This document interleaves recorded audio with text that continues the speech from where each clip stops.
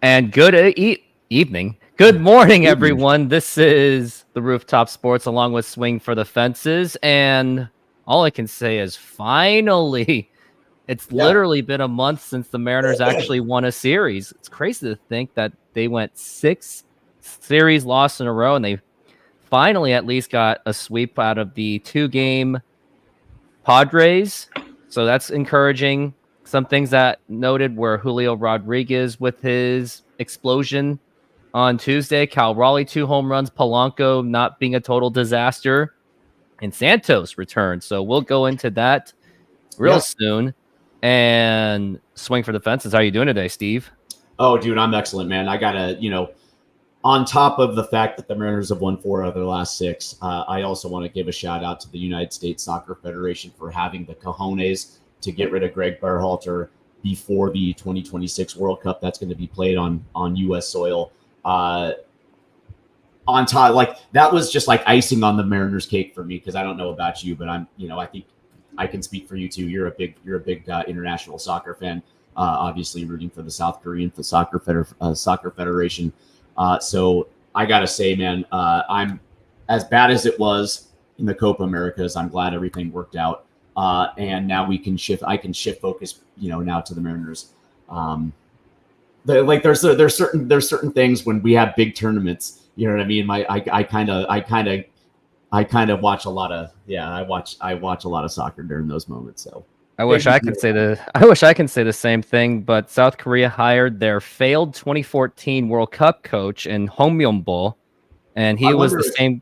What? I wonder if that hiring was due to finances, where South Korea might be a little scared to throw money because of the Jurgen Klinsmann disaster. It was because of that, but I still think that they could have done a lot better than that, knowing that Hong Myung-bo miserably failed in 14, and I have other Korean fans who are going, but it's been 10 years. He says changed by now. It's like, no. It's because he made terrible selections last time. He chose the worst goalkeeper in Korean history to use him when he was clearly terrible. And the markings of a good coach is whether or not you learn from your mistakes, and I think that kind of goes with in any profession, right? Where you acknowledge the fact that you made mistakes and then you try to get better off those mistakes. So we'll see, man. I still think South Korea is a very good team because they have literally one of the best players right now in the world in Sonny. So we'll see. I mean, they have the talent. The talent is there. It's just they just need the right manager. So we'll see. I know you'll say we'll see, but me, if the World Cup wasn't in America, I would have been like, nah, let's just punt this World Cup so we could demand change in some way, but they got to get it right for the United States World Cup. At least got to get to the group stage, the round of 16, or no, it's round of 32. Yeah, right. But I mean, after the group stage, getting past the group stage, I think for South Korea has to be the bottom line goal. But that's the thing. It's like these World Cups are an opportunity because you can be the darlings. I mean, look at what Morocco did. Look at what Saudi Arabia did, beating Argentina in their first game. I mean, like small nations that don't have those player pools can end up just this summer in the Euros. I mean, look at what Turkey did.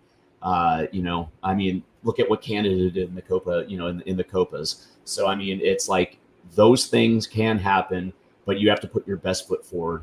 And leadership starts from the top, obviously. But, you guys have Sonny, who's one of the best in the world. So it's like you guys have that guy to build around. You know what I mean? He'll be 33, so we'll see. And hopefully that his face won't get torn off like last time for the Qatar World Cup. But before we get way out of topic, because this is Mariners baseball, we must congratulate Logan Gilbert. I talked about it on the Monday show, but Logan Gilbert has been selected for the All-Star game, and frankly, I think he's the only Mariner that deserved it. Unless you can name anyone else that should have got it.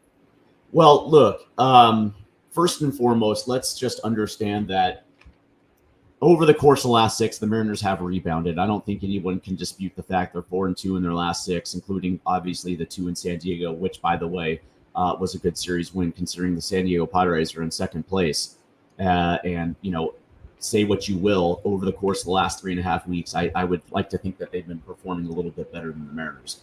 So that was a big win. But when you look at the scope in total of the last 3.5 weeks, starting with that series in Cleveland on the road, Logan Gilbert has literally been their most consistent starter, right? When you're looking for somebody to stop the bleeding, and everybody points to offense, but both hands work together in creating wins, right? So you're not going to be able to win a lot of ball games if you're not getting good quality starts from your rotation. And when you look at the totality of those series is lost, starting with that road trip, the starting pitching has not been good, except for 2 guys.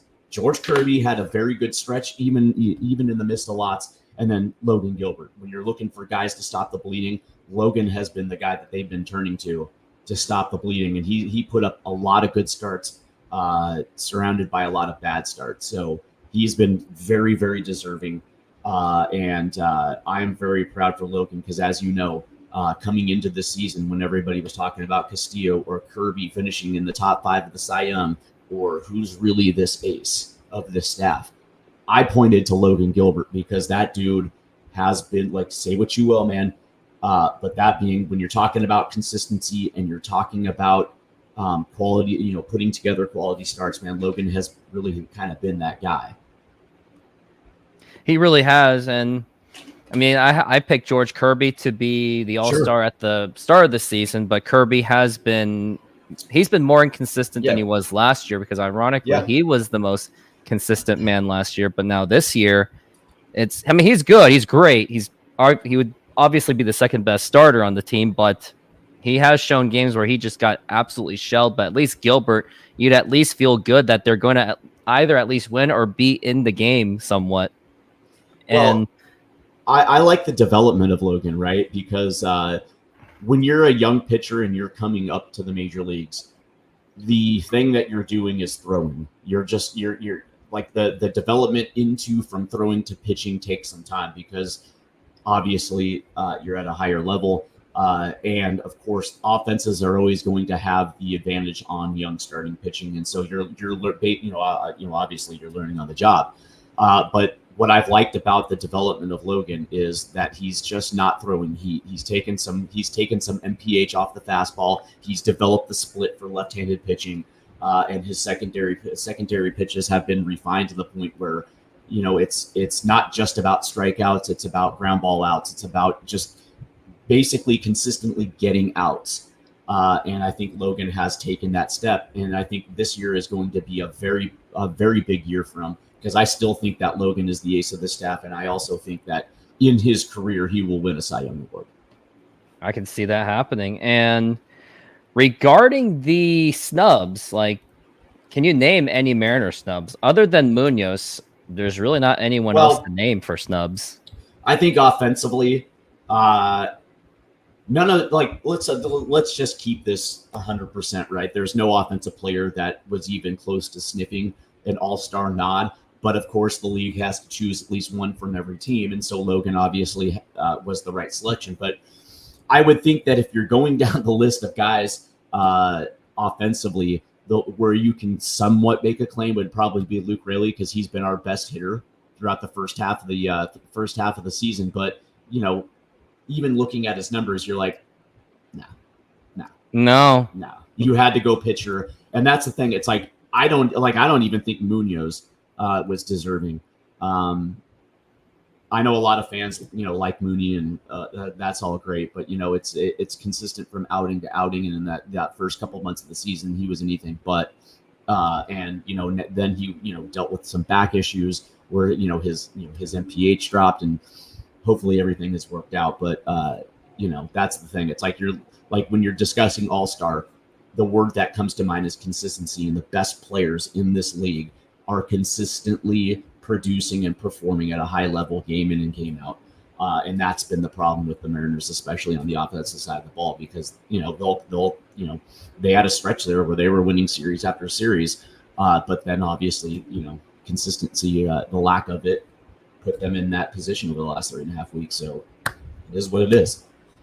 It is, and honestly, I'm actually okay with honestly, I hope that none of those offensive players get in just because someone got hurt. The only other player I could see maybe sniffing it, and it will probably be met with a no by you, is Cal Raleigh, the big dumper, because other than his bat, mean, his 17 home runs is what really makes him look not as disastrous, but he has an excellent glove. Great leadership, and he can throw guys out at second base.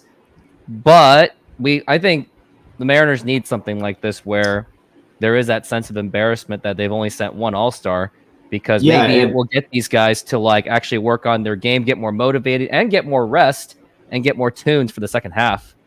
Yeah, listen, that's exactly right. Like if your ambition is personal, where like if you're Julio Rodriguez and everybody has just ascended you to this level where you're a superstar and the expectation is all-star games and finishing the top 5 of the MVP, and then all of a sudden this year happens.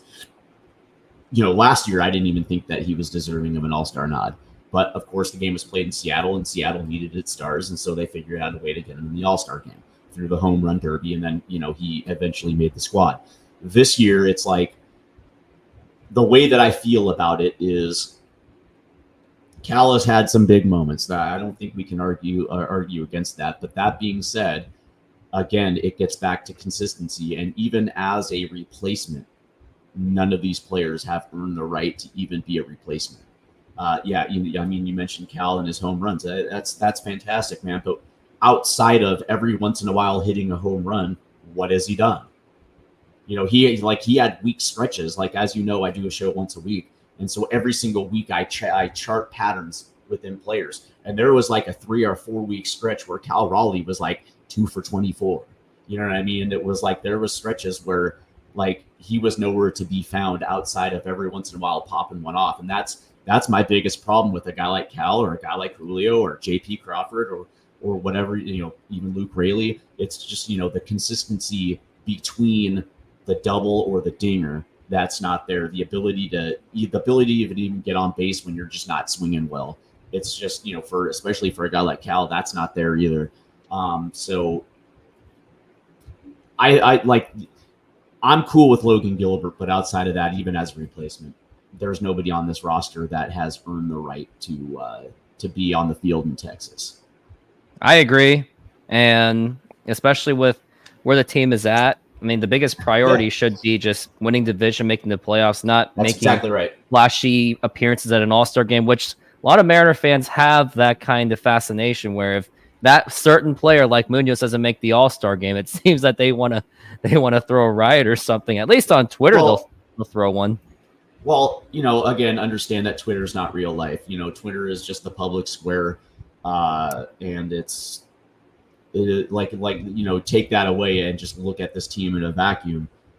And I've been vocal about this the entire season. It's like, the Mariners did right by taking advantage of a bad division. But as far as first place teams, this is one of the worst first place teams I've ever seen, because it's a consistency issue, right? And I happen to agree with you. Like, the All-Star game is cool because it's for the fans, and so you want to see members of your team.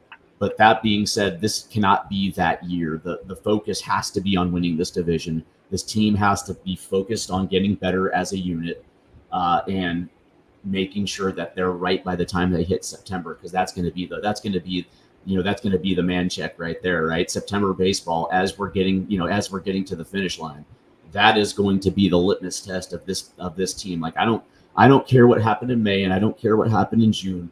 I care about what happens the remaining month of July. I care what happens in August, and I certainly care what happened in September, because after last year, that choke job that they did in September last year, that was really bad.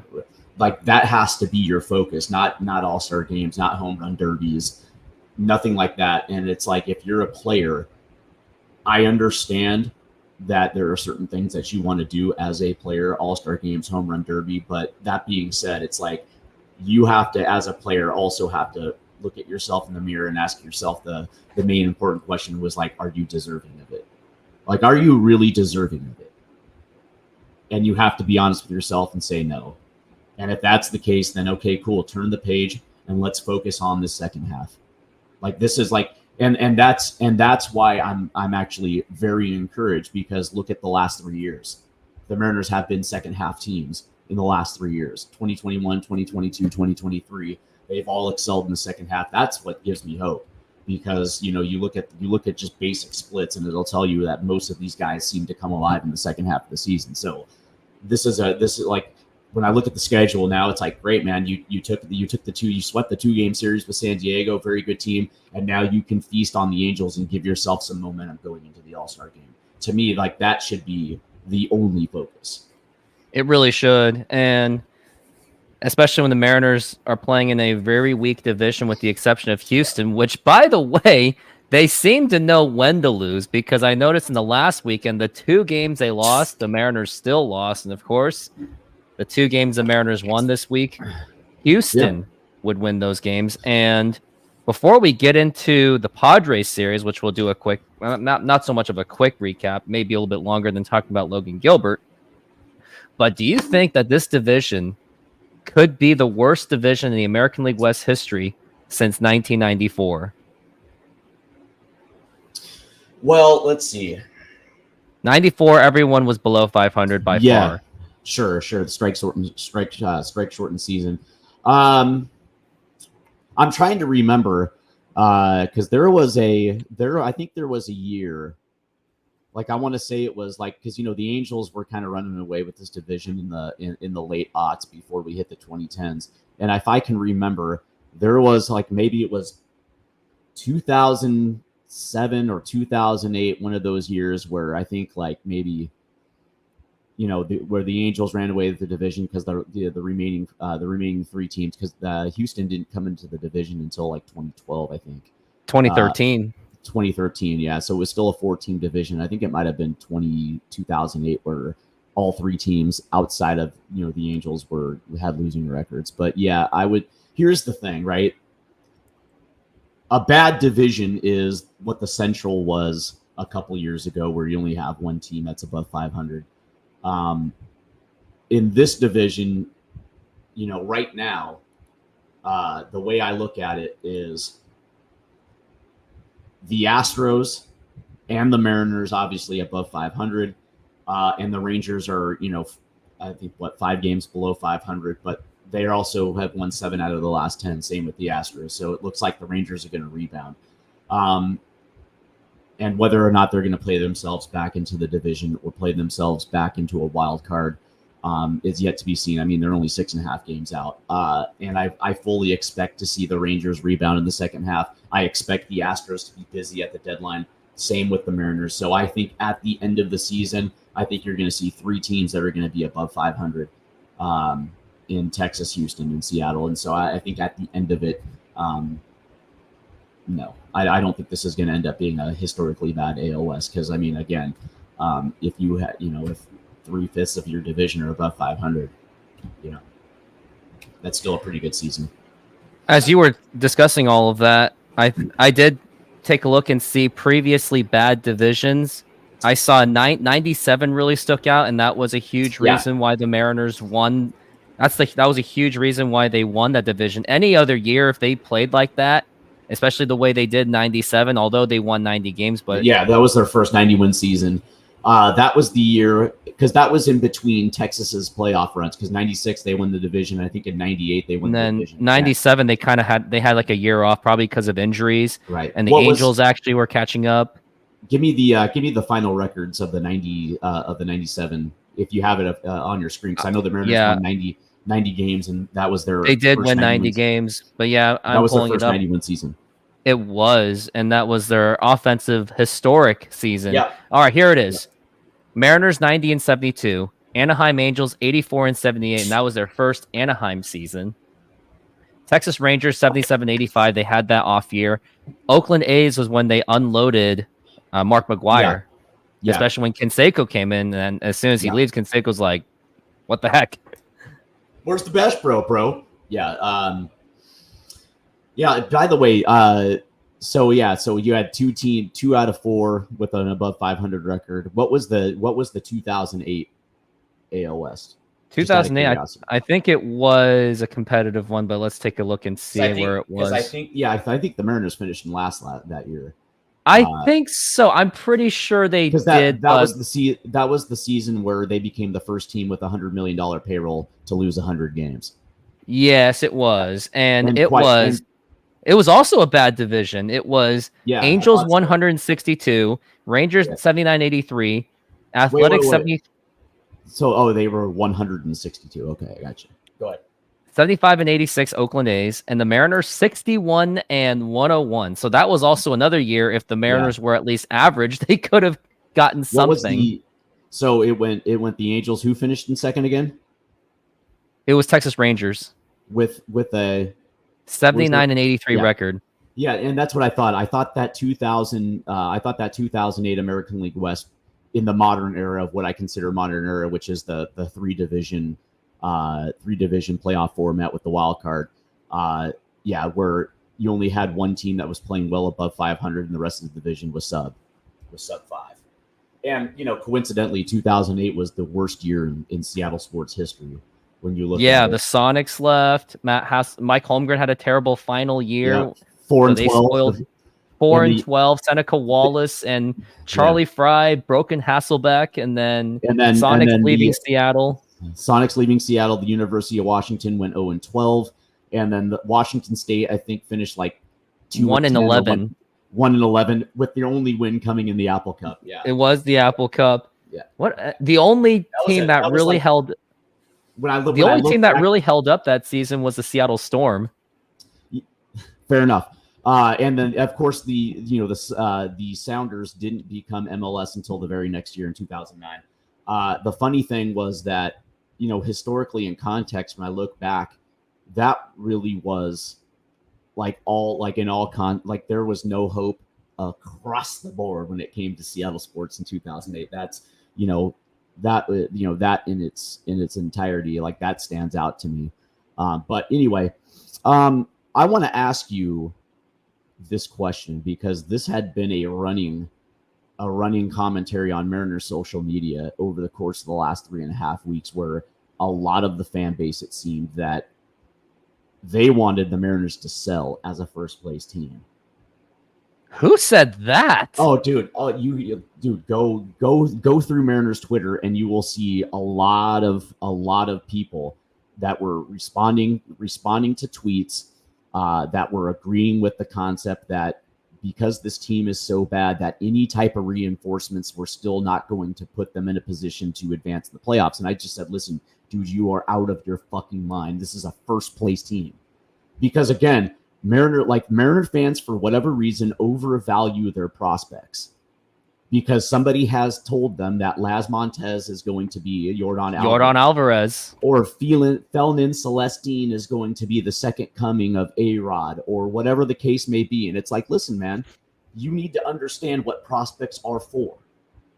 When you're rebuilding, you're going to bring up the best of the best, and you're going to build a team around it. And then when you get to the position where you feel like you're going to contend, obviously, then you go outside your organization to fill in the gaps. But when you're a team like the Mariners, whose window is wide open, okay, and it's been that way since 2021, okay, you have prospects that other teams covet, and you have to look at it like every other winning franchise in Major League Baseball, where it's like they use that like bullets in a gun because they are trying to compete for a World Series. And that's the thing. It's like, yeah, you can like for a guy like Cole Emerson, who's probably the Mariners' best prospect, you're probably going to want to hold on to that.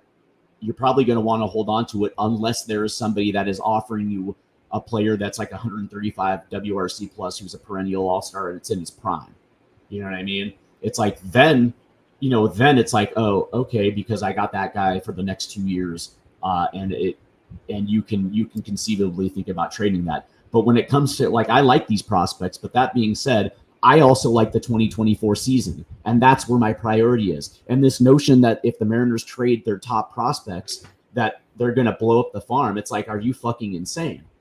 Look at the track record of this franchise in drafting and international signings. They have a draft coming up.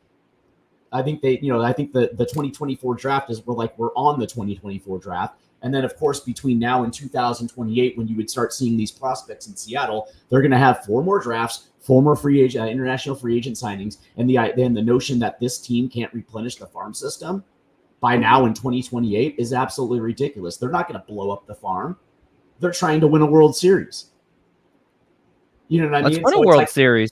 And my thing is, also, my last point is we're in fucking first place. You know what I mean? Like right now, we're in first place. And I understand that we had a bad 3.5 week stretch, but guess what? This is baseball. It's going to happen. Like what happened in 2001 was the exception, not the rule. When the Mariners were basically taking 2 out of 3 in every series all season long. They had an historic season. That is the outlier. That is the exception. That's not the rule. Baseball, you're going to have ebbs and flows in the season, and you're going to have down stretches. Last year, the Texas Rangers did not have a good second half, and at one point they had lost 8 straight. I think at one point they had lost like 16 out of 20 throughout July and August. But they were able to get hot at the end, like the last couple weeks of September. They got hot, they got in, and they won the World Series. Exactly. And before we really get into the sweep, and I guess I'm just going to remind Mariner fans over and over again, as much as, and I'm still going to hold it, that I'm one of those people that says Laz is Jordan and Felny and Celestine's the other untouchable in my books. But if there's a trade that gets us like anyone good, then fine. But for anyone that is still thinking about possibly 97, it's not 97 because there's a huge difference between the prospects after that of Joel Pinheiro, Ryan Anderson, and like Gil Mesh. There's a huge difference between that and what we have to look forward to. Huge difference. But also, let's remember that the 97 farm system was not as even nearly close as what it is right now. The depth in this minor league organization is something that I don't think I've seen at any point in Mariners history. No. But that being said, it's like I like Yordan Alvarez, not Yordan Alvarez. I like Laz Montez. I do. And I think if he can figure out how to stop striking out at the clip that he's currently as, I think he's going to develop into something nice. But that being said, I have no problem trading him. I don't have a problem trading Harry Ford. I don't have a problem trading Cole Young or Johnny Formello or the other shortstop, Ty Pete. Oh, I don't have a problem trading him. I don't have a problem trading Jonathan Clase or Ty Locklear or Ryan Bliss. I don't have a problem trading any of those because at the end of the day, the priority number one is winning this division. Doing something that we hadn't done in 23 years. And oh, by the way, that's the progression. We ended the streak 2 years ago. We ended the drought 2 years ago, and that was the primary focus. Mission accomplished. The next step in the progression is winning a division and also potentially getting to the league championship series. Is not just winning a wild card round, but it's also winning a divisional round and then putting yourself in a position to compete for a World Series. That is the focus, right? And your focus cannot be on 2028 or 2029.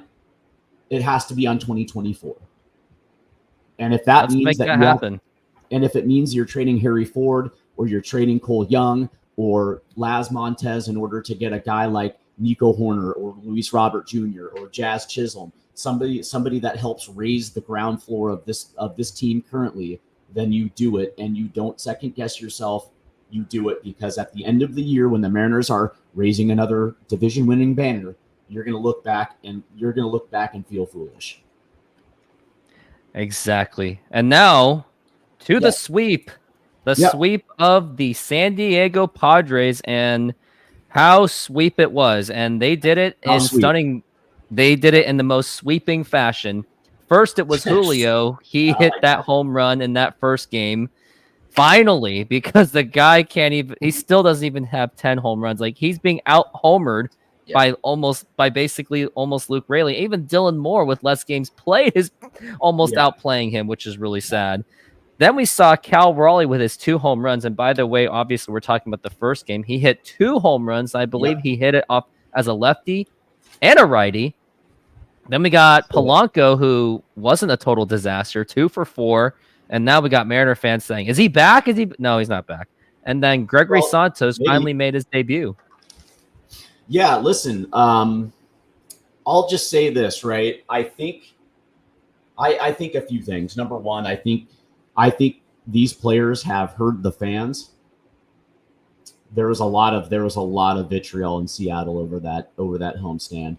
And I think it reached a boiling point. Now, I don't know if these players had a closed door meeting. But that being said, I like the fact that they were able to turn the page so quickly.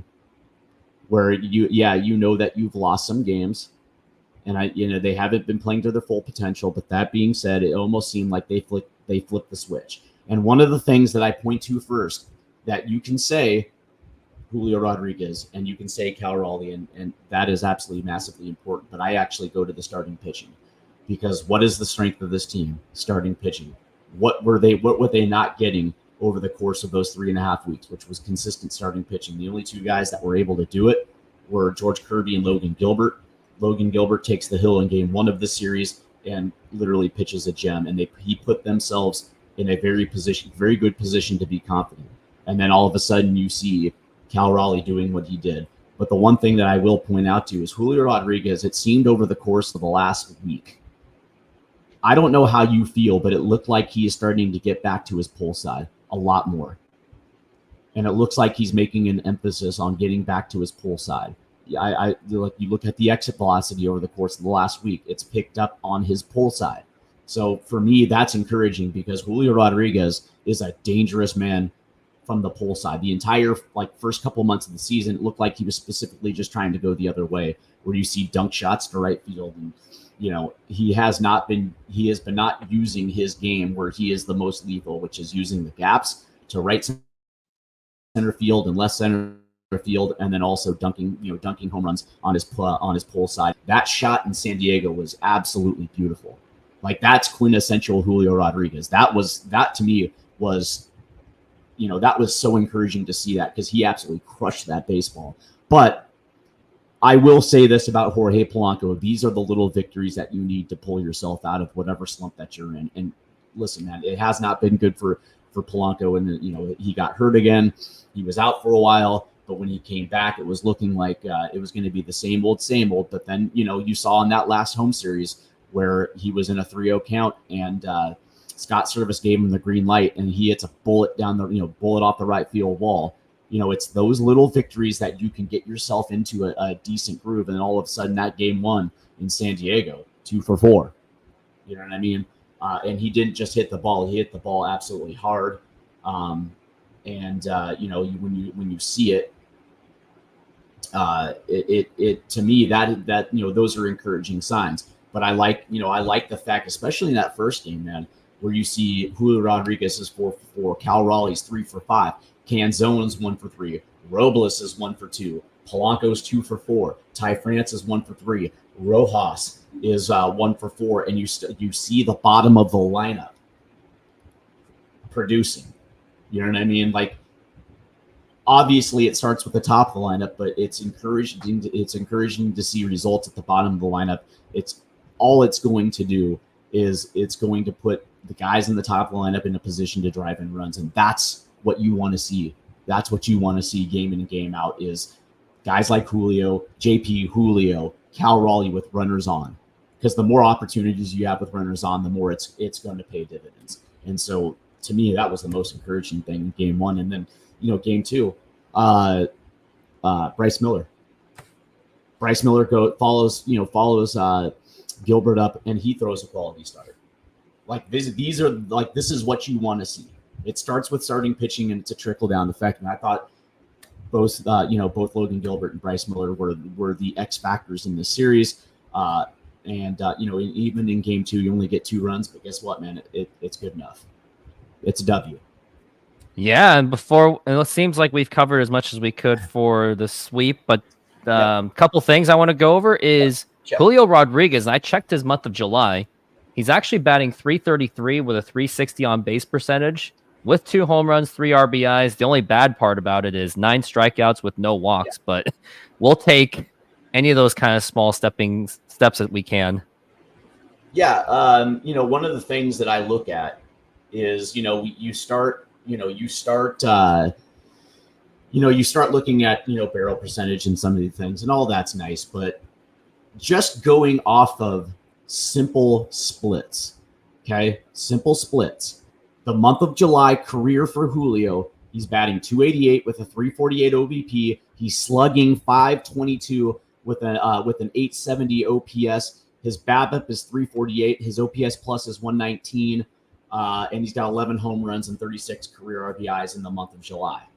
Okay, and that parlays into August, where he is the best in his career. His career August numbers are 350, 397 OBP, 594 slugging. His OPS is 991. His BABIP is 411. His OPS plus is 149. 10 home runs, 38 RBIs, and he has the lowest strikeout figure of any month with 41. He has 13 walks, and he also has 13 stolen bases in the month of August. That, for me, that's why I was never really worried about first half. You know what I mean? Because when you look at career numbers for a lot of these core guys, first half is usually the slow months, but then you start seeing July, August, and September. The 3 months that matter the most, because the Mariners tread water in the first half, and then all of a sudden they absolutely just go bananas in the set. That's why throughout this entire first half, especially the last 3.5 weeks, I was just like, okay, whatever. Because that's the thing. It's like I know what's coming next, and that's why I can put stock into it, because they have shown us over the course of the last 3 seasons that that's what they do. They come alive in the second half of the season. We'll have to hopefully see, and hopefully that they at least do the same thing they did in 23, with the exception of a bad September. And looks like we talked about as much as we could for the San Diego series, but the last thing I want to talk about is, before we do, Reflect the Sun makes a good point. Higher vitamin D levels, better mental outlook. So Julio, I guess he is so used to the sun because he grew up in the Dominican Republic. So there's a point there, I guess. And now Gregory Santos, he finally made his season debut in the 9th inning, and it was a very interesting one. His first 2 pitches, and shout out to Couch GM for pointing it out, he actually nearly hit Jurickson Profar, which I actually thought of him as a possible addition for the 2023 Mariners. But he nearly hit him twice. Profar was not happy with him. He's like, "What are you doing?" And then at first we're probably thinking that, maybe Santos is trying to get in the groove. But he's like, "What? I didn't do anything. I'm just getting the groove." But deep down, I think he was like trying to get him scared. And he was a scary guy. 100-mile-an-hour fastball. That's something encouraging. So considering the injuries he went through, he's still topping out at 100 miles an hour for now. Yeah, the interesting thing about it is you're talking about a guy who's been on the shelf for a while. Okay. I was not expecting what I saw, and okay, fine. He almost hit Profar, whatever. The reality is it's going to take a few appearances for Gregory Santos to really kind of get locked in. But that was an encouraging first appearance, and it comes at the exact right time when you look at this bullpen and the totality of the bullpen. Hats off to Ryan Stanek and Austin Voth and Munoz for basically holding this bullpen together by duct tape and glue. And now all of a sudden you get Santos back. You're going to get Spire back. And now all of a sudden you have 4 guys at the back end of your bullpen that you're going to be able to trust and lean on. I still think they're going to have to go out and add another legit arm to that bullpen. But that being said, the one thing that I was encouraging on, and you brought it up, and it was 100% right. His velocity is still where it has always been, right? And what I want to see more than anything, not just his fastball and the velocity on his fastball, it's his slider. That dude has a wipeout slider when it is going. And so it's refining those pitches, those secondary pitches to go along with the heat, his sinker, he's got that slider. And that's what I want to see more than anything else. I want to see, especially in high leverage inning, I want to see the bite and the spin on that slider, because if this dude can get to a point where he's got the wipeout fastball and he's got the wipeout slider, this dude is going to be virtually unhittable. And I like the timing too, because I don't know how you feel, but I actually am more comfortable with Santos in that closer's role. I think he's got better stuff than Munoz.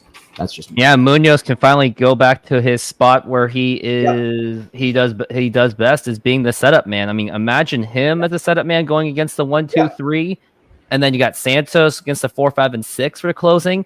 I mean, the potential is endless, but we are in agreement that even though you have now Santos as probably your best bullpen, I mean, Munoz and Santos will probably swap once in a while.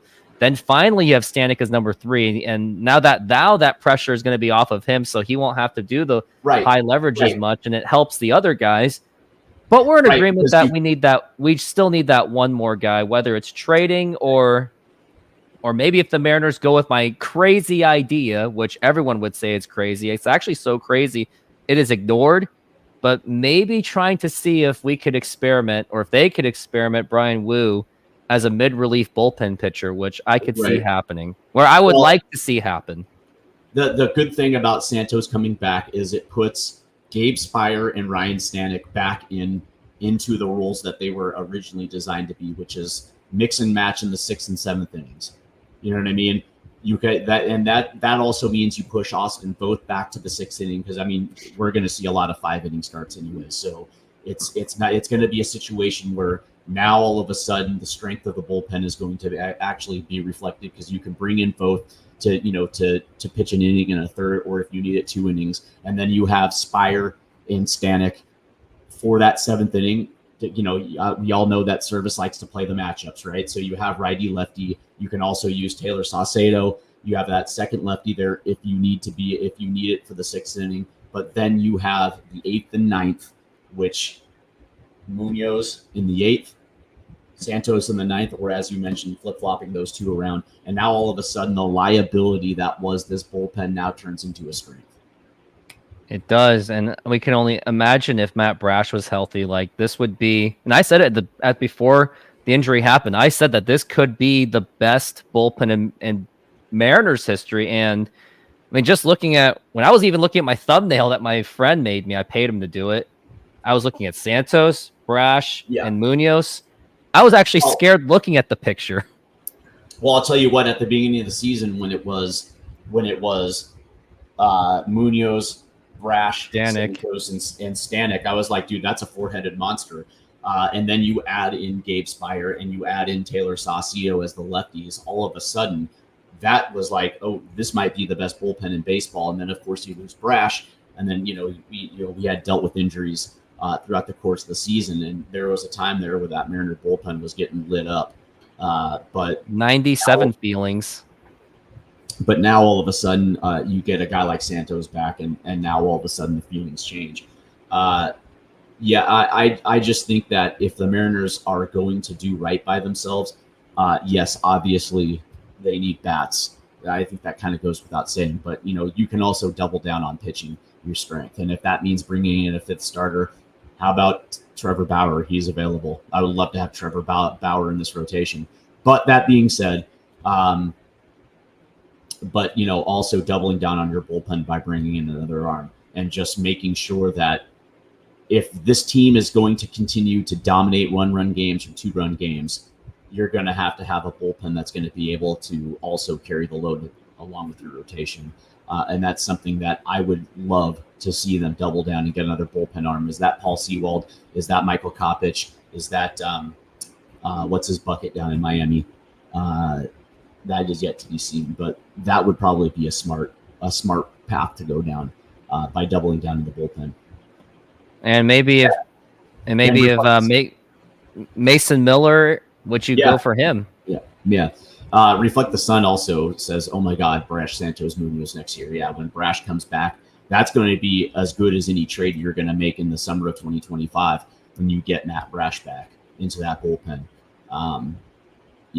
That I'm also. But until then, let's hope that the Mariners. This is 2024, so let's hope that they could at least make the playoffs and get to the World Series. And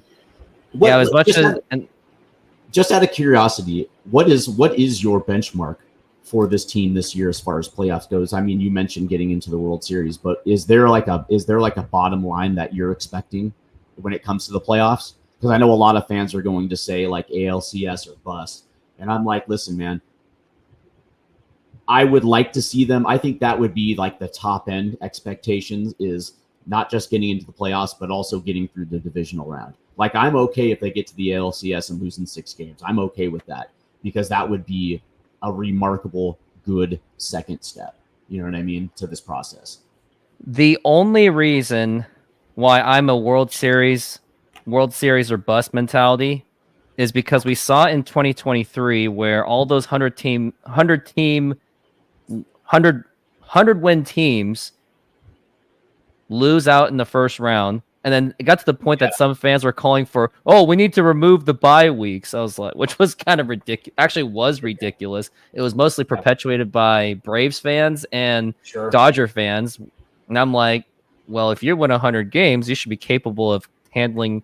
I was like, oh, but they were rusties. Like, excuses. But there's that. So like when you get to the World Series, anything can happen, because it's been one of the more parity leagues. Like the NBA, we pretty much already know who's going to win. The NFL, it's pretty much scripted at this point. You basically know who's going to be in the playoffs every single year in the NFL, right? There might be some parity with the 4 teams that end up playing in the conference championship. Obviously, my Detroit Lions got there last year, but for the most part, you know exactly which teams are going to be in the playoffs. But Major League Baseball, you don't know what's going to happen. Right. You really just don't. I will say this, though, when it comes to Major League Baseball, all you have to do is look at the top 10 in payroll, and you can see over the course of the last 5 years, those teams that are spending generally get into the playoffs. Now, whether or not they have success in the playoffs, that's something completely different. But spending a certain amount does get you to a level where you're going to get in. My thing is, with the pitching that the Mariners have, it's good enough to get to a World Series. And even like in a 5-game series, you don't have to worry about your 4th and 5th starter. And even in a 7-game series, depending on where the days are off, you know what I mean? You might be able to bring a Castillo or a Gilbert back on 3 days rest. And this is where this is where it comes to the deadline, where I feel like the Mariners would put themselves in an advantageous position to grab a 5th starter, right? Because I don't know how you feel, but after you go Castillo, Gilbert, Kirby, I don't want Bryce Miller pitching in a playoff game. I'd rather put him in the bullpen. I would rather have him in the bullpen, and this is where you bring in that 5th starter, a quality 4th or 5th starter, where you can just have him go out there and be like, okay, cool, 5 innings. Make sure that you don't give up like more than 3 runs. I know some people will say Bryce Miller, but that being said, it's like by the end of the season with the innings that Miller has logged, the fact that he's inconsistent, I don't want to see either Bryce Miller or Brian Wu pitching in a playoff game. But even if you do go that route where you're going to use that off day and bring Castillo back on 3 days rest, I'd rather do that. And in that context, I think the Mariners starting those top 3 starters have the ability to get this team to a World Series. And I've said that from the beginning of the season. I said that last year, and other reason why I always have a World Series or bust mentality, I even said that last year, is because Logan Gilbert, George Kirby, and Cal Raleigh are going to be due for new contracts, and their club control is not going to last forever. And you always have fans are going, oh, it's okay that we didn't make it this year. The other guys all those guys have club control anyway, but time ticks, and the years add up, and we've already seen it happen. 95. What happened after 95? And it seems that a lot of Mariner fans forgot what happened after 95 because they were so infatuated with Edgar's double, Griffey getting tackled, Randy Johnson being Randy Johnson, but they forgot that the Mariners sold in 95. Yeah. They sold away Tino. They sold away Bill Risley. They let Tim Belcher go. Andy Bennis' 5-point-something ERA go, which even though that was still helpful. They let Flowers walk to the Dodgers. I mean, that's a very important point to pick up, that the Mariners didn't capitalize off the success in 95. And knowing this ownership, they are known to say, "Oh, ALCS run, that's okay. We don't have to spend the money. They're capable." So that's where I'm like, that's how I'm feeling right now. I hear you, because on one hand you have John Stanton saying that the resources will be available to add to this team, but he also goes on to say that the core that's in place is equally as capable. So the question is what resources are those? What exactly do you mean by resources? Do you mean additional payroll, or do you mean within the confines of what payroll you have right now. And so that's, to me, that's the biggest question. Like, what do you mean by resources? But, reflect the sun in the chat room says that he's on for bringing over Lamont Wade Jr. as our high on base impact bat, like Ben Zobrist. And the one thing that I will say that I love Lamont Wade Jr., but you also have to understand that right now the San Francisco Giants are 2.5 games out of that last wild card spot. So if you're the Giants, and of course they're going to get Robbie Ray back to the, they're going to get Robbie Ray back. They're going to get Blake Snell back rolling as well too. And so that rotation is going to be very good. The question is do the San Francisco Giants view themselves as sellers to a point where they would trade us Lamont Wade Jr., but also who do you give up in order to get him? That's going to be interesting because you have to understand with the advent of the third wild card, more teams are now in it, right? So there's going to be a line of who's going to be a buyer, who's going to be a seller. Because I would probably assume with San Francisco, what they've tried to do over the last couple off seasons, where they were trying to get big names to come to San Francisco, that they would probably view themselves as a buyer as opposed to a seller. But I like where you're at too. I like Lamont Wade Jr. I think he would be a great addition. But that being said, would you if you had an opportunity to get Lamont Wade Jr. or a guy like Jazz Chisholm, you know what I mean, where Miami's going to be a seller. I look at the two as maybe Lamont a little bit better than Jazz Chisholm, but Jazz Chisholm is also a very good contact, a high OBP guy as well too. So we'll have to see. I think hope everyone got my point about World Series or bust, only because of one, the parity, and two, John Stanton is very. He's the same. He's no different. He's Howard Lincoln, but without the honesty. It's to the point where I actually miss Howard Lincoln because. Howard Lincoln was not honest. He was the king of spin as well too. He was a guy who would say something without saying something. I'll say this though, my biggest fear is that the Mariners pull a Texas Rangers of last year, and they get hot in September. They get into the playoffs and they make a deep run. And let's just say that they end up in the World Series with making minimal additions at the deadline. Like, let's say they get Mark Canha or Jazz Chisholm, those mid-level guys, that they go on a second half run and they make a deep run.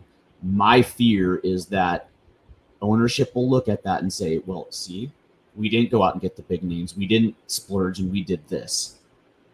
How that's going to affect this team moving forward. That's my biggest fear. That's what 2001 was. 2001 was Moneyball before Moneyball. They're like, hey, we did it without A-Rod. We did it by going cheap on Brett Boone, and we could do the same thing for all these other guys, which obviously did not work out one bit. Yeah, no, I had it on good authority that the plan all along was that there was a certain amount of money that the Mariners could spend going into the 2001 season, and Pat Gillick had held some money back because they had a hard cap and hard internal cap that they were not going to go above. And he had saved some money specifically for the fact that they couldn't land that big right-handed bat in the offseason. And they ended up settling with Brett Boone, who obviously had a phenomenal year. But the idea was they were going to bring in a guy like Reggie Sanders or a Brian Giles, or, you get what I'm saying. And just to have that extra right-handed outfield bat, because they knew that the Yankees were going to be throwing Pettit at them. You know what I mean? Like, they understood exactly what was going to happen in the postseason. CC Sabathia, Andy Pettit. So they knew that they were going to have to make up for the loss of A-Rod. And then when it came to because the Mariners had such a phenomenal year, first half that year, when it came to the deadline, ownership said that you can't spend that money. Well, I had saved that money specifically for this. Sorry. Can't spend it. And a very under-talked thing. And he did that. The Mariners did it to him for 3 straight years. Yeah, which is why Jeff Nelson snapped. Yeah. And Jeff Nelson snapped, and he gets traded for Armando Benitez, which was funny. It was hilariously bad. I liked it when the Mariners tried to spin it and say that Armando Benitez was the upgrade. Was a better upgrade over Jeff Nelson. You're like, you're stupid. Yeah, just go look at his splits. Even Wikipedia would say you're stupid because that's funny. When he put someone on strike 2, it was pretty much over. What do you want to see from this team throughout the rest of this July? Well, before we get into that rest of July, the next part we got to go to is the Angels, and we'll touch into that after we talk about the Angels series. Now, let's just talk about pure matchups on what we got. We got La Piedra, Luis Castillo to a guy named Jack. I can't even say his last name. That's funny. Yeah. Well, let's see if how I can name it. How to pronounce Kohanowitz. That's who I added for my fantasy baseball team because I'm banking that he's going to be lights out. And let's take a look at his ERA. I think his name is pronounced Kokanowicz. You almost said Kokanowitz. Yeah, I know. But I think it's Kokanowicz. It looks like he's making a debut. Because I believe it looks like a Polish last name, but yeah, for sure. He's making his debut. Yeah, so this year he played for the Rocket City Trash Pandas. Yep, he is 100% making a debut for the Angels, so hopefully the Mariners can ruin his first day, which I don't know. Second game is going to be Brian Wu. Brian Wu looks like he's coming back for against Tyler Anderson, who's 3-5 with a 3.66. Expect that to be a challenge. And we're probably expecting a heavy bullpen day, so hopefully that won't be a disaster. By the way, Kokanowicz in for the Rocket City Trash Pandas, he was 5-6 with a 4.55 ERA, 46 earned runs on 93 hits, 7 long balls, 23 walks versus 79 strikeouts, and 91 in the third, 91 innings pitched. So this is, the Angels are bringing up a guy who hasn't exactly been lighting up the world in minor league baseball. So this is a very, very good matchup for the Mariners to get this series started the way that we feel like they're going to be able to. Well, you would think, but knowing this Mariners offense, they'll turn a 5 ERA guy into a god. Well, the Mariners, number one, me personally, I think the Mariners must get a lot better on the road right now. They're 21-25. But that being said, 2 wins in San Diego is a good way to start that trend. But the Angels are 38-54. Okay, 38-54. They're 2-8 in their last 10. Even the A's are playing a little bit better baseball than they are.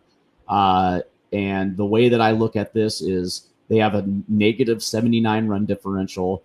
They're also 19-28 at home. So they're not playing well on the road. They're not playing well at home. And the way that this has to go is they have to take advantage of this Angels series. And this is not just splitting with the Angels. This has to be 3 out of 4 or if a sweep.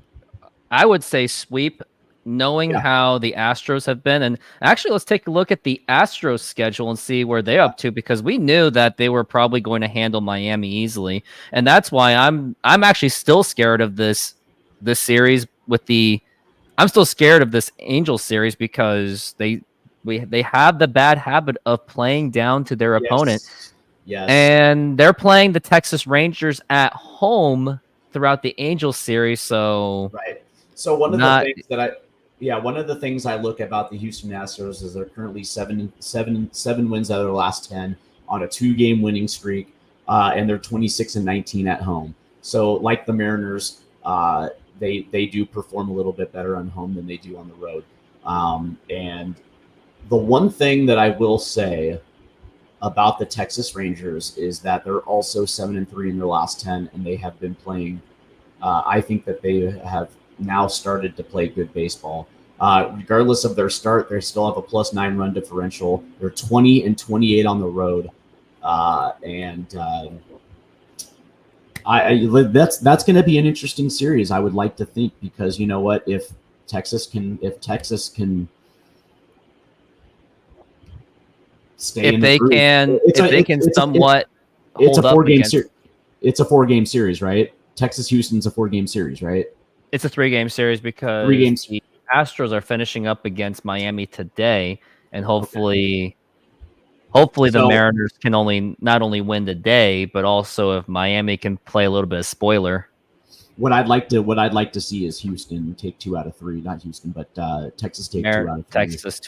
Texas take 2 out of 3. And actually, knowing that the Mariners or the Rangers are playing the Astros, or Astros are playing the Rangers, the Mariners have to sweep. I hate to say it. Well, one of the things that I hope is the Mariners are doing is not paying attention to what Houston is doing. Your job is to pay attention to the guys that are in front of you, not the guys that are behind you in the division, right? Like, I think for us fans, yes, we want to keep an eye on Houston, but as far as the Mariners go, their focus solely has to be on it. And even if the Astros take 2 out of 3 against Texas, whatever, the whole thing for the Mariners is to get a sweep in Anaheim and go into the All-Star break with momentum.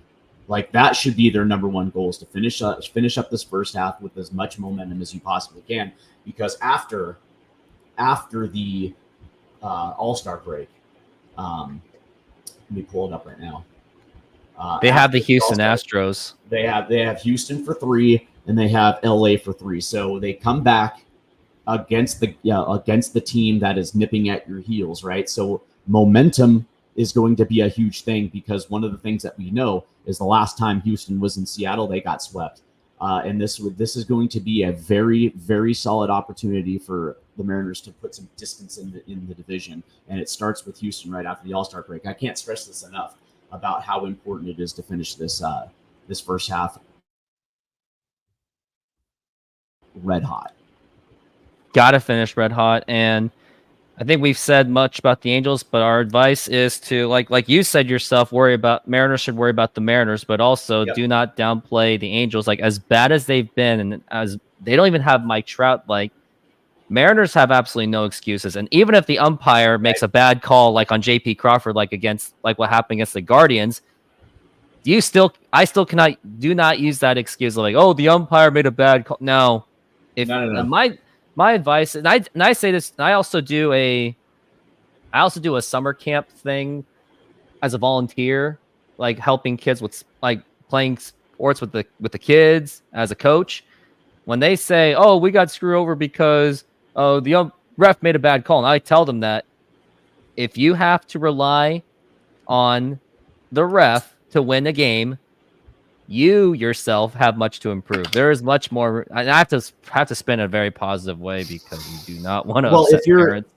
If you're using umpires or referees as a reason why you lost or you didn't get the call, you're a loser, right? Because you control your own ability to, especially in baseball, to also change the game, right? Especially when you look at guys like Julio and Cal Raleigh, where you know that one swing in the bat can change the course of the game, right? So if you have that ability, you take all of that and you push it to the side, right? Like, I don't want to hear expanded strike zones because some pitcher, like, I mean, if it was home dude that retired this year, Angel Hernandez. Like if it's Angel Hernandez and you're getting strikes 2 feet off the plate in the left-hander's batter's box, that's one thing. You know what I mean? But for the most part, you're in control of your at-bats, and you have the ability to do damage, right? So anybody that uses refs or umpires as a reason for why you couldn't do something, I hate to say it, man, you're a loser.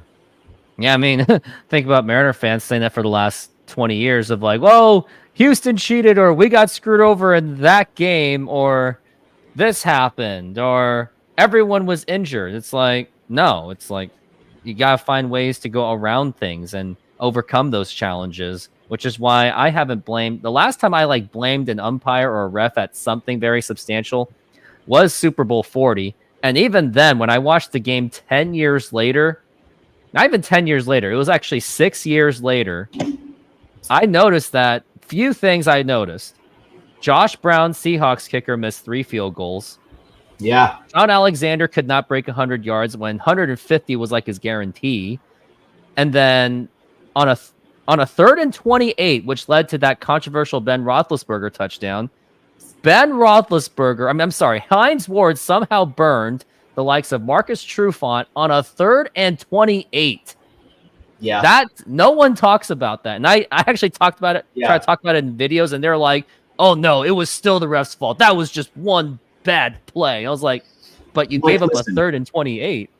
Listen, the phantom holding calls that the Seahawks were going against them, the ridiculous flag that Hasselbeck got in that game for a block after he threw an interception, where he was actually the tackler, right? So he gets this weird blown call. The PI, the OPI that took points off the board. I think it was when Daryl Jackson, when he had that little. Yeah, like yes, there were bad calls in the Super Bowl, but I think you highlighted it correct. The Seahawks had a very good chance to win that game, but you're absolutely right. When Ben Ross, I think it was like what, a 3rd and 25 or something like that. 3rd and 28. 3rd and 28, and you're giving them the opportunity to move the chains. And it's like, listen, if you're Marcus Trufant in that position, you failed. You know what I mean? You're absolutely right. Like, I don't think that the refs were the reason why we lost that game. I think we were the reason why we lost that game. And that's the same thing in Super Bowl 49. You know what I mean? Like, you can blame Deflategate all you want. You can blame anything. You want to put it on anything you want, but the Seahawks started slow. And then, of course, they blew the 10-point lead, and then Doug Baldwin did that stupid, provoking poop touchdown celebration, which obviously provoked the Patriots. And Michael Bennett jumped off sides when they could have gotten a safety because Tom Brady could not take a knee on that. So there was a lot of different things.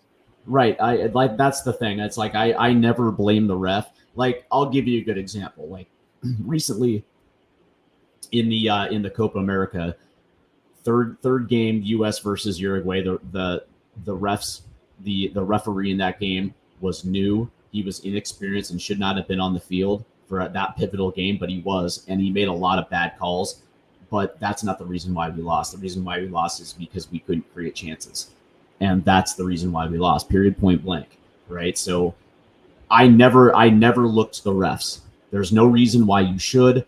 And if you're Julio Rodriguez and you start off your at bat 0-1 because that ball was so far inside, but the pitcher got the call, you shake it off.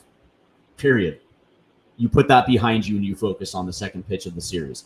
And that's, and what's interesting is I think in some games in the first half of the season, I think some of these Mariners have let bad calls ruin their at bats.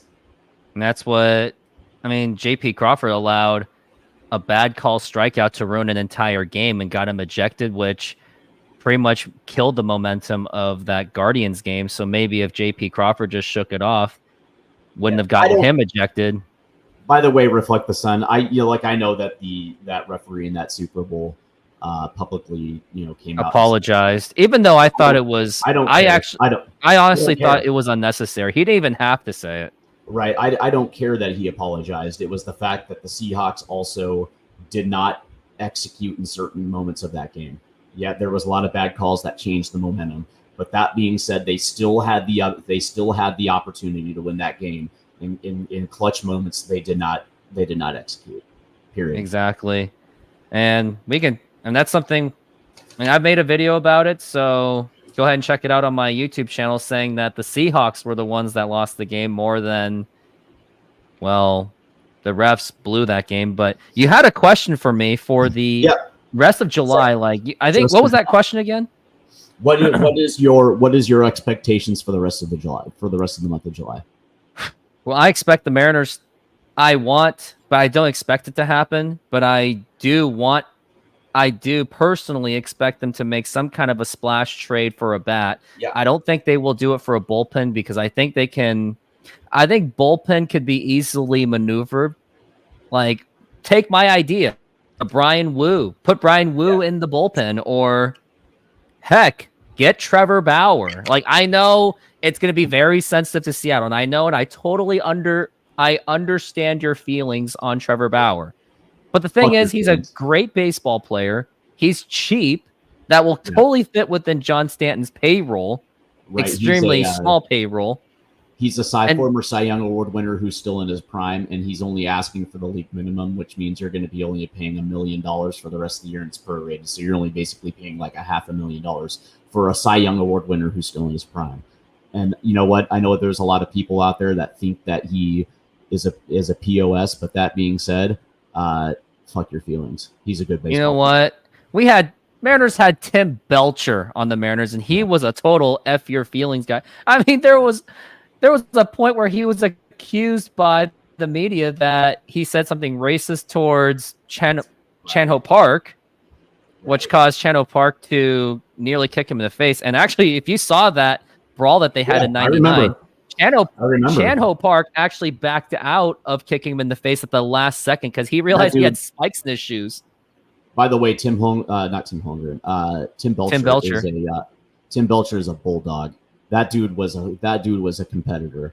And you're right. He had a big heart. One of those dudes that just did not care about your feelings. But I'll say this, man, and I agree with you. I think that the Mariners are going to make a few splashes. I don't think it's just going to be one trade. I think it's going to be like 3. I will say this, that I do happen to agree with you, but I think one of those trades, I think we're going to see a starting pitcher come back in a deal, with a bat and a starting pitcher. And I would like to think that maybe you're right. I think the Mariners have already thought about maybe just for the rest of the season putting Brian Wu in the bullpen because it's going to help him stay healthy, right? Or even Bryce Miller, because if he really wants to use that fastball, put him in the bullpen to do it. Well, he has bullpen experience. I think they're going to keep him in the rotation because, up and down decisions, up and down starts, sure, but he's been able to stay healthy this entire time. It's Brian Wu, basically 2 stints on the DL this year, availability, and so when you want to keep a dude available, maybe you put him in the bullpen. And I think his fastball and slider will work very well in the bullpen. But that being said, my expectation right now, the Mariners are 4-4 in the month of July. The 500 right now in the month of July. And when you look at the schedule, when they come back from the break, 3 against Houston, 3 against LA, the Angels, 3 in Chicago, 3 in Boston. Okay. No excuses. I'm expecting a sweep against the Angels. And again, a sweep at home against the Angels. I'm expecting a sweep in Chicago, and I'm expecting 2 out of 3 in Boston. I'm expecting 2 out of 3 in against Houston as well too. I want to see 14 wins in the month of July, which would bring their win total to 18 wins in the month of July. Okay, it's doable. The schedule favors them quite well. In the month of July. I mean, you have 4, 7. You have 10 games against LA and Chicago, and the only 2 series that might give you a problem is in Boston, which the Mariners are kind of 50-50 in Boston, and they're at home. They're not in Houston. They're at home against Houston, where they swept them before. That's the thing. It's like the bench line. The bench line should be 14 wins the rest of the way, and it puts them into July 30th at the deadline.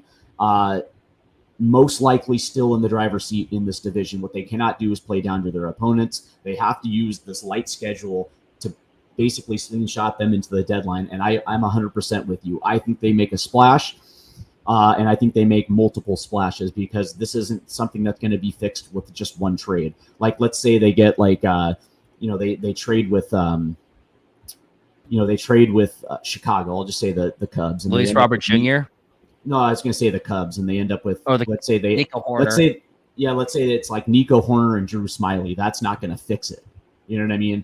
But it's going to be I think there is going to be a very big splash for a very big bat, and then I think there's going to be a secondary trade for like a Nico Horner, Drew Smyly type of deal where it gives you an extra starter, fixes your second base problem. And I think that the big splash is probably going to be a very big name, whether that be Luis Robert Jr., Pete Alonso, or Vlad Jr., or name your big name. I think there's going to be multiple splashes in this deadline, and I think that's going to give them a shot of adrenaline in the arm, and I think that's going to catapult them into August, where statistically the Mariners have always, the last 3 years, have had their best month in August. And I think that carries them into September, where even if they play 500, they're going to win the division. I wanted to go over also what my expectation is. The Angels series, I'm on the fringe of between a split and a 3 of 4, just because of what we've seen in the last month. Sure. But I'm on the fence between a 3 of 4. I don't see a sweep happening, even though I want it badly. But I'm expecting either a 3 of 4 or a split. Why do you think that? Well, like why do you think, what's going to hold them back from getting a sweep? It's that whole idea of playing down to the competition is what I'm concerned about. I mean, yes, the Mariners got Santos back. Yes, Polanco and Julio kind of picked up a little bit, with the exception that Julio was actually awful yesterday. Sure. But 3 of 4 or 2 and 2 is probably going to be the most likely outcome, unless that bullpen does really well and the offense at least is not a disaster. Then 3 of 4 or a sweep is possible, but I'm expecting a 2 of 2 or a 3 of 4. Houston series, I'm going to say 2 out of 3. It's kind of tough to say. Like 2 out of 3 or 1 of 3 are probably the most likely. Like I don't see sweeps on both sides. I mean, I'm being indecisive because it's just their unpredictability at this point. But knowing how much Houston has rebounded, maybe I'm going to say 2 out of 3. 2 out of 3 is probably what I'm going to say. Angels, I'm still expecting a 2 out of 3. Like I don't expect a sweep on that one, even though I want it to happen. Chicago, and I know I'm sounding like a downer.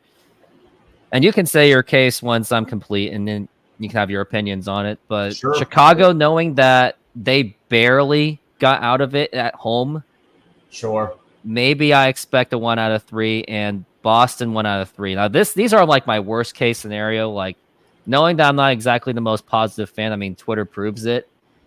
I do still expect some bumps on the roads going into it, but hopefully the Mariners won't lose their division lead, because I do not want this team to win just wild card. Like I want a division this time around.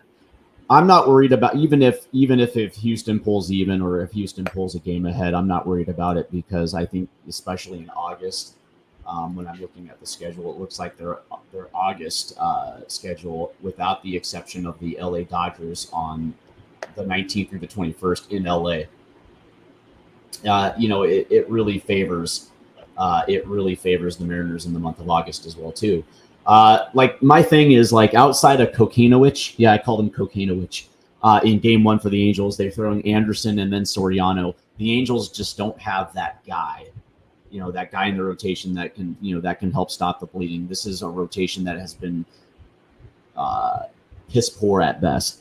And so I look at this 4-game series, what the Angels have to offer, what the Mariners have already done against the Angels this season. This is a prime. This is going to be a prime series for the Mariners, basically to take advantage. I will agree with you though that the Mariners do have a tendency to play down to their competition, especially on the road. We've already seen it twice with that series in Washington, where they should have taken 2 out of 3 minimum. And they lose 2 out of 3, and especially in Miami, which was inexcusable. I mean, Miami's one of the worst teams in the league, and they lose 2 out of 3 in Miami.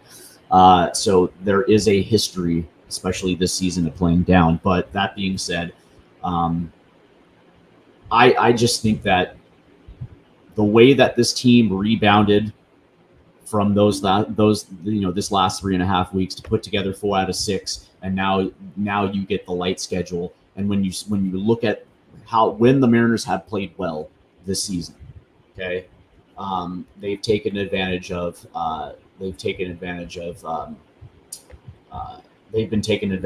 Like in April, at the end of April, Cincinnati came in and they swept the Reds. They took 2 out of 3 against Colorado. They took 2 out of 3 in Texas, two out of 3 against Arizona, took 2 out of 3 against Atlanta, took 2 out of 3 against Houston, and then the road trip. They go to Minnesota, lose 3 out of 4, but then they rebound by taking 2 out of 3 against Oakland, 2 out of 3 against KC.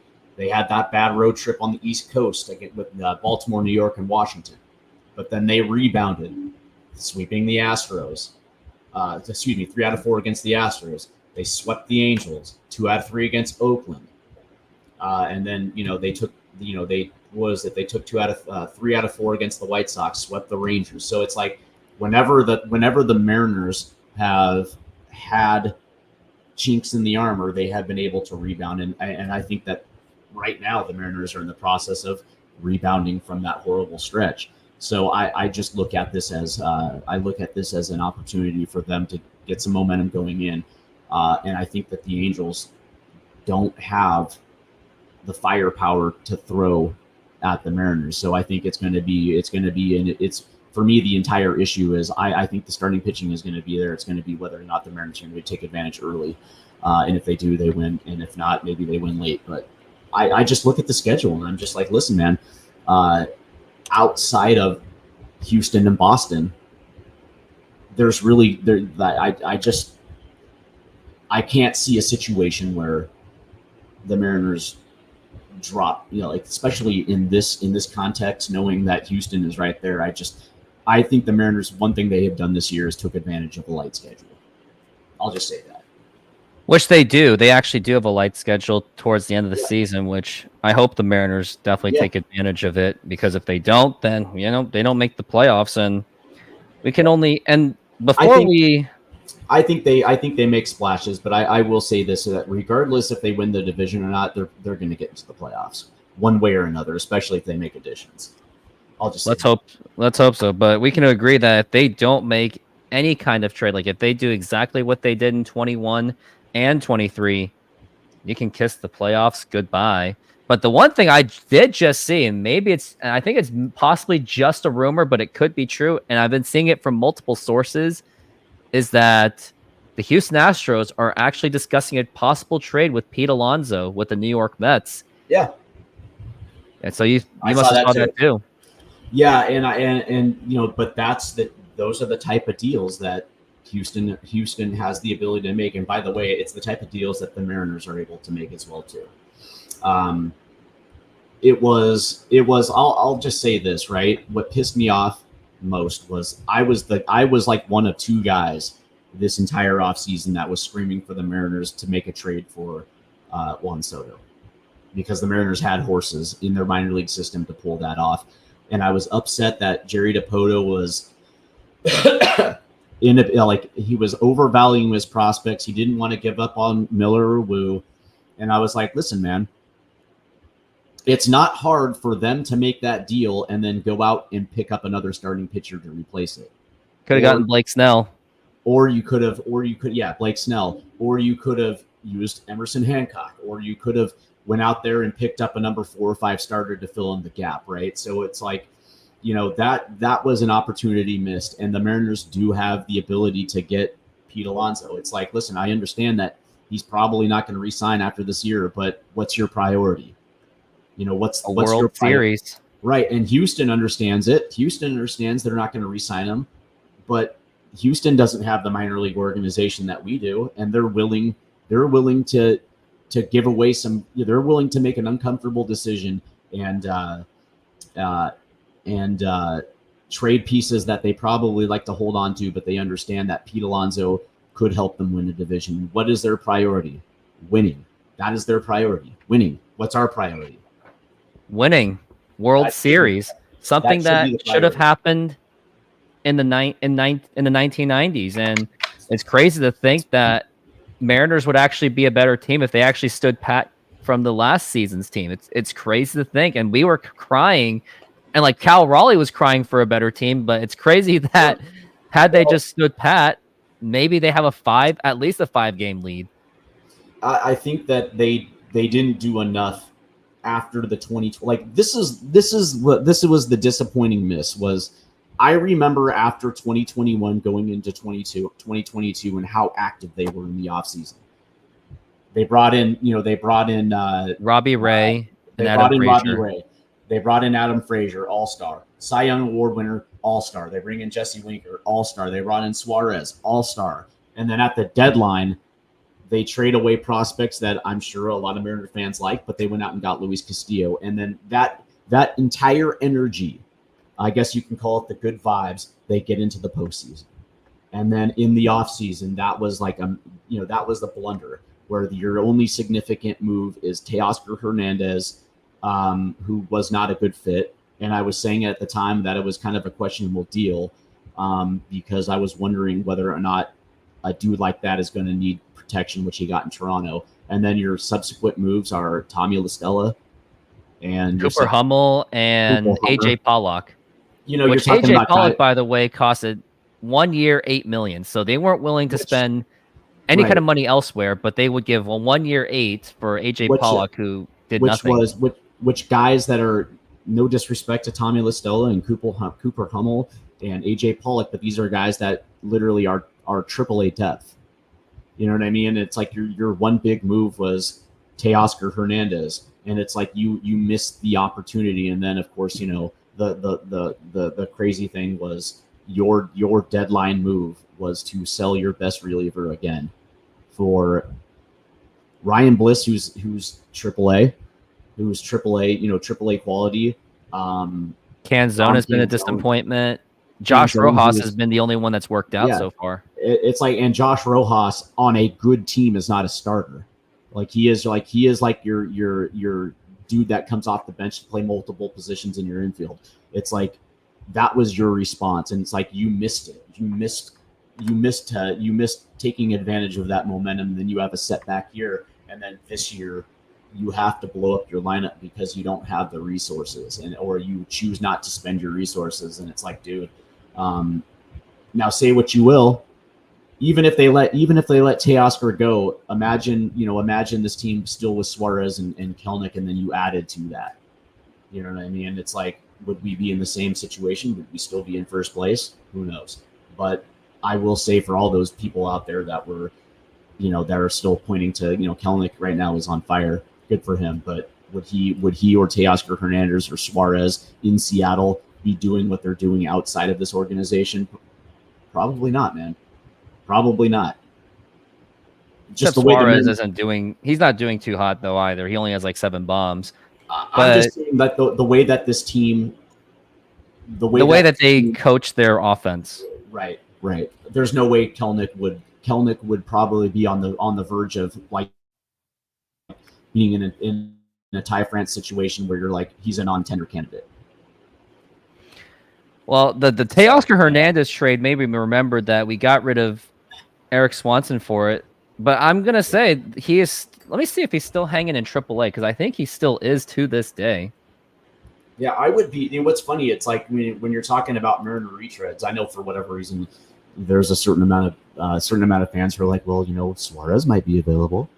You might want to go out and pick Seawald back up. And it's like, I understand, like, a lot of fans are attached to certain players, but it's like, the idea is to get better, not to take a step backwards. And I think, with the exception of maybe Seawald, bringing back Suarez would, I don't know.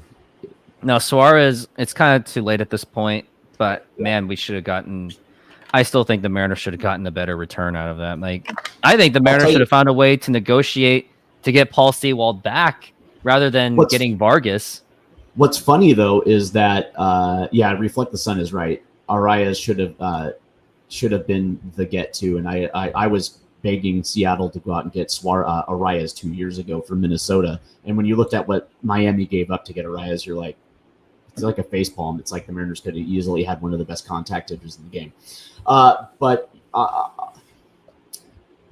What's funny though is that when we traded Suarez to the Diamondbacks, I was actually taken back by what we ended up getting in return.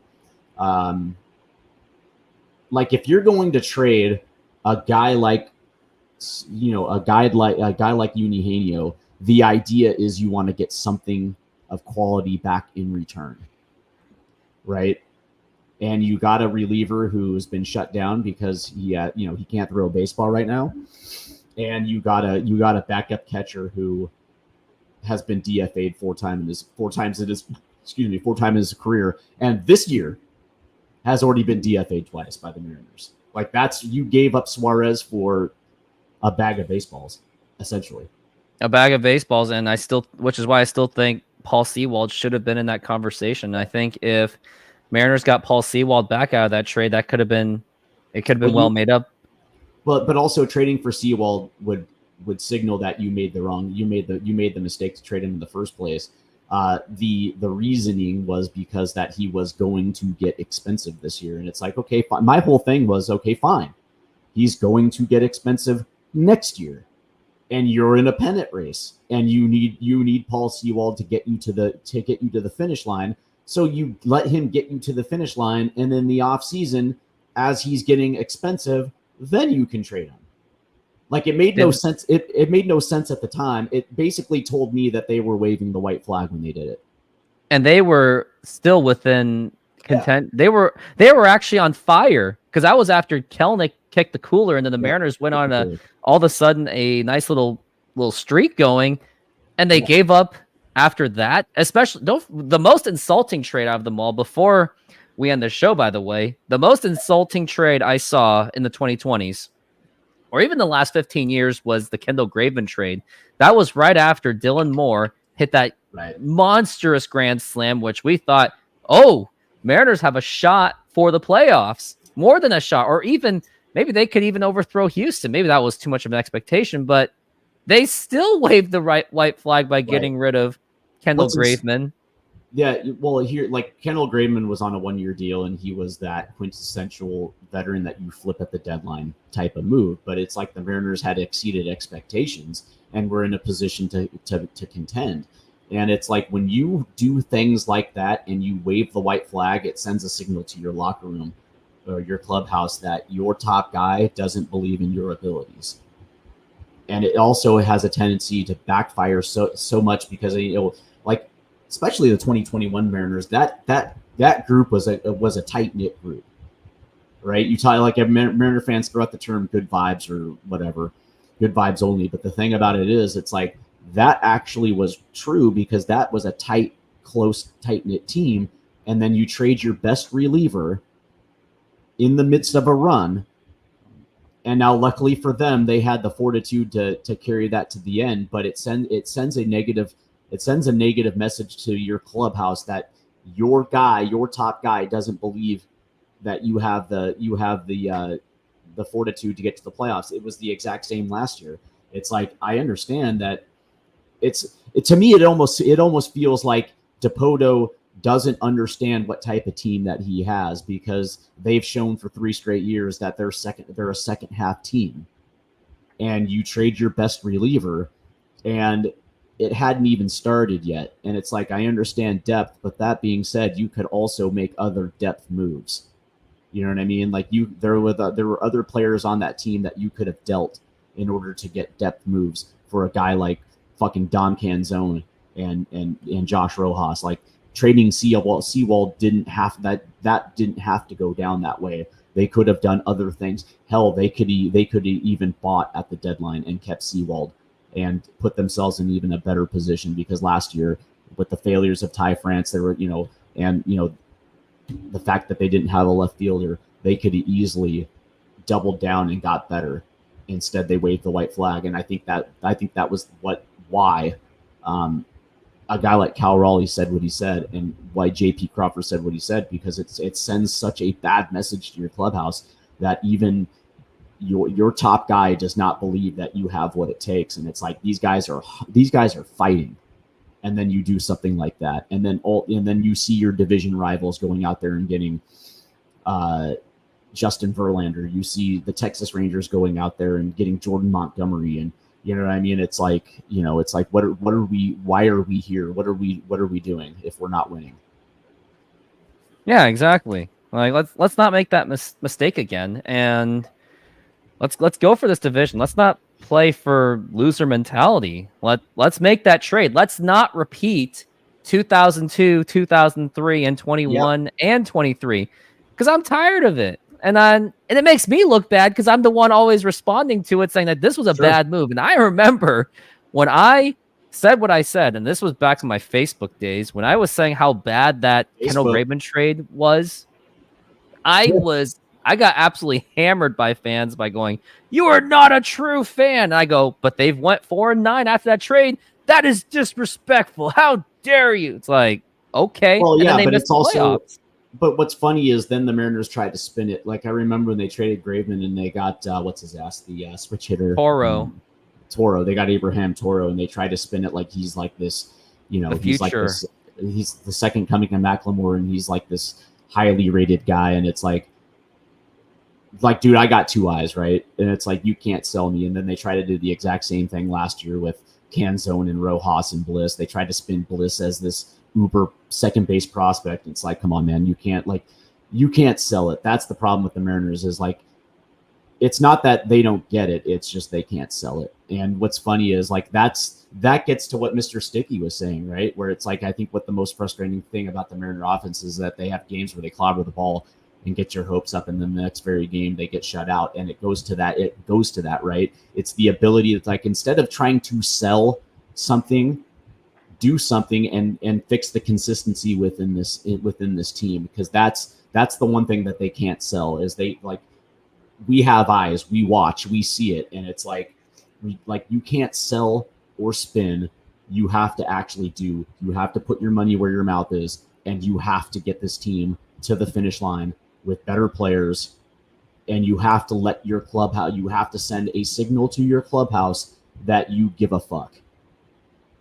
Because I'll tell you this again: if they do nothing, not only will Dipoto, Service, and Hollander not be back next season, but there's a very good likelihood that Cal Raleigh, Logan Gilbert, George Kirby will not re-sign long-term in Seattle. Would be devastating. That would be devastating. And they shouldn't. And even if all 3 of them leave, I will still call for standing ovations, considering the crap that they had to go through for this team. Yeah.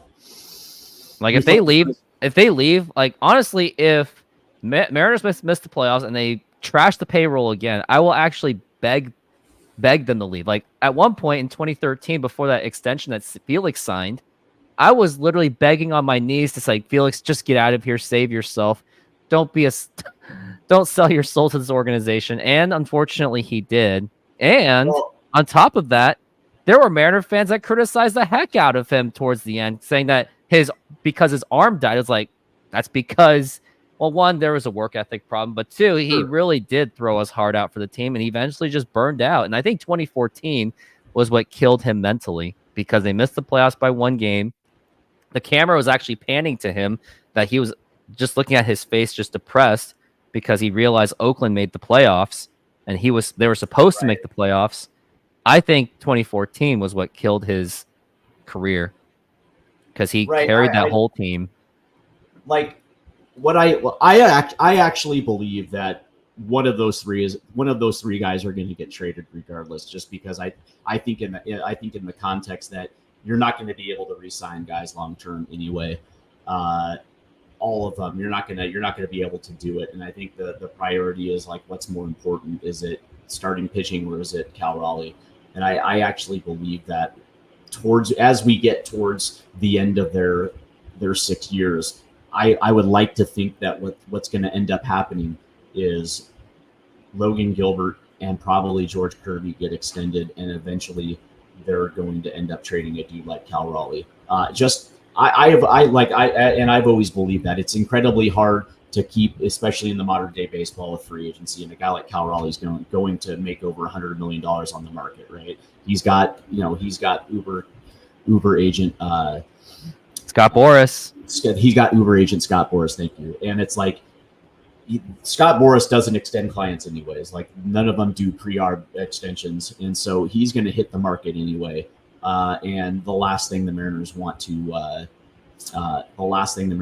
is get into themselves in a bidding war, and that's going to be an opportunity where you're going to be able to it's not an issue of replenishing the farm system. It's going to be able to leverage a dude like Cal Raleigh into getting very good Major League Baseball players to add to that. And that's the thing. It's like, but you also, in the interim, you also want to give them a reason to stay, right? Here's what I want to say for fans that don't understand, okay? With the way baseball is today, the money is there. If you are a good player, you will get paid regardless. A guy like George Kirby and a guy like Logan Gilbert on the open market, they're going to make $100 million. With the fact that there's not like starting pitching is in such high demand. If those two hit the market, there will be a competition and they will walk away with $100 million plus. Same thing with Cal Raleigh. Like, good catchers are very hard to find. Okay. The one thing that you want to do is, like, right now, what do you think these players are fighting for right now? Is it money? No, the money's going to be there. They want to enhance their stock greatly. The only way that happens is if they're in the postseason. So believe it. Cal Raleigh, Logan Gilbert, George Kirby, they want to pitch in the postseason. That is what they want, because it only makes their stock go up higher. When I hear them say that they want to be that crew to not only get the Mariners back over the top, but also put them in a position to win a World Series, I believe them, because it's advantageous for them to do that, because all it's going to do is make their stock go up. But that being said, because of that and because of the success, you're only going to be able to maybe get 2 out of 3. And so you have to make that decision. And if me personally, I always say I value pitching more than I value offense. And so I would re-sign the 2 starting pitching. And if you can re-sign Cal, great. If not, you trade him. And yeah, they do have Harry Ford waiting in the wings. But that being said, it's like, use this time wisely. Use this time very wisely, and make sure that this team, at the very least, every single year is a playoff team.